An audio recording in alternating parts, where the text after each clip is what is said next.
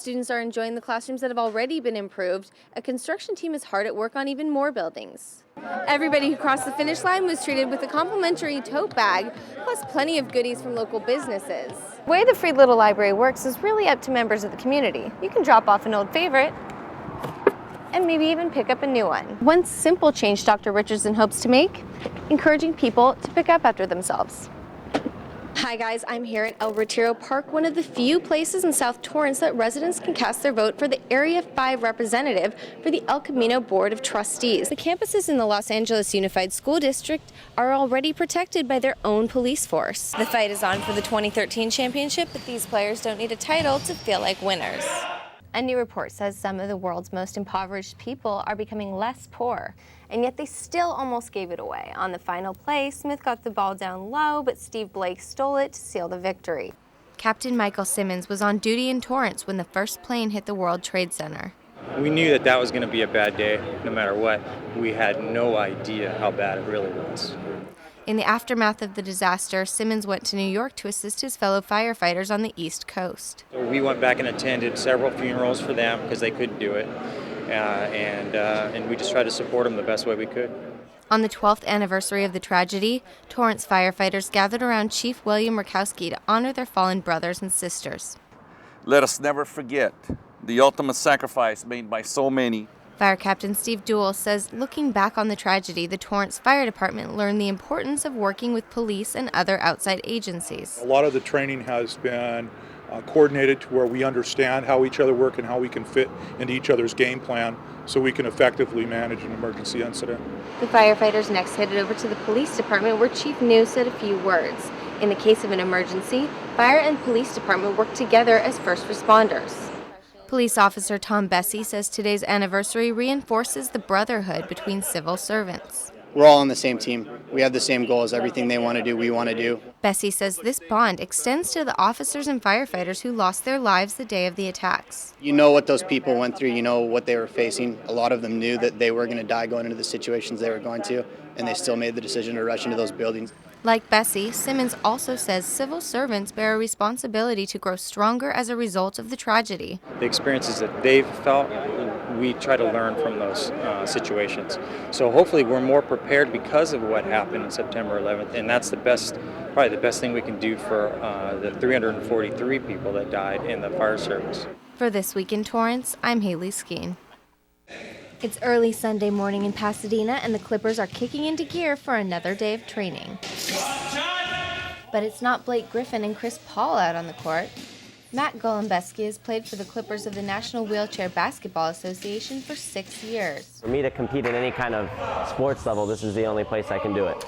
So, and it was scary at first, to be honest. Now Golombeski can walk, but he spent most of his childhood in a wheelchair.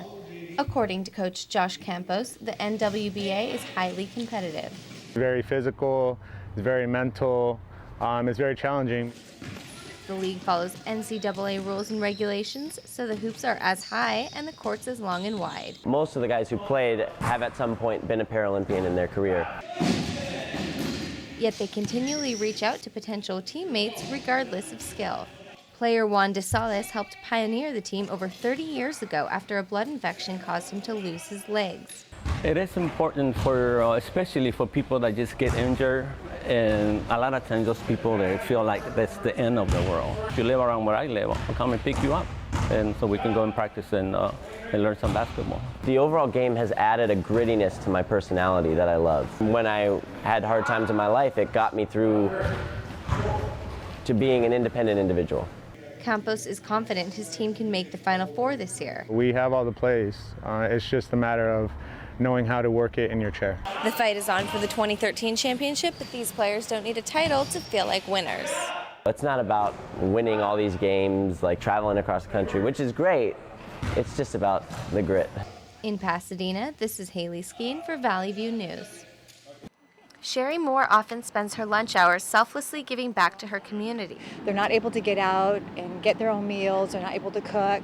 Moore is one of more than 80 volunteers for the Torrance Lomita Meals on Wheels. Each day, a group of 16 meets at the Maricopa Street headquarters.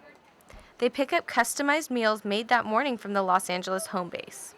The meals are special ordered to meet the needs of each recipient.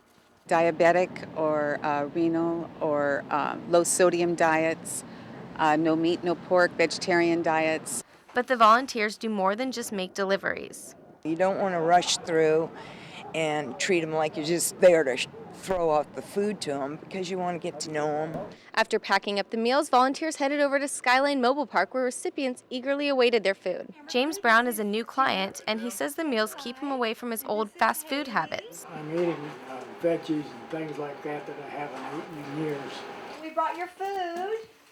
How are you? Brown is one of over 100 clients who have their meals delivered 5 days a week for a nominal fee of $6. He not only looks forward to the home-cooked meals, but the companionship he gets from the volunteers. One fellow is quite a soccer fan, and so am I, so we sit here and rap for 15 minutes. Another client who's become a good friend is 101-year-old Alma Weber. How are you? Oh, I'm fine. You look beautiful as usual. Weber admits she needs the food, but what she really loves are the friends she's made. These wonderful people are in our hearts all the time. And the seniors aren't the only ones who benefit from the social visits. I love the stories that the seniors have. Some of them have some great stories. You get a little history lesson, so that's kind of a refresher for me. And Moore won't have to wait long to see her friends again. Like most of the volunteers, she helps out several days a week. For This Week in Torrance, I'm Hayley Skene.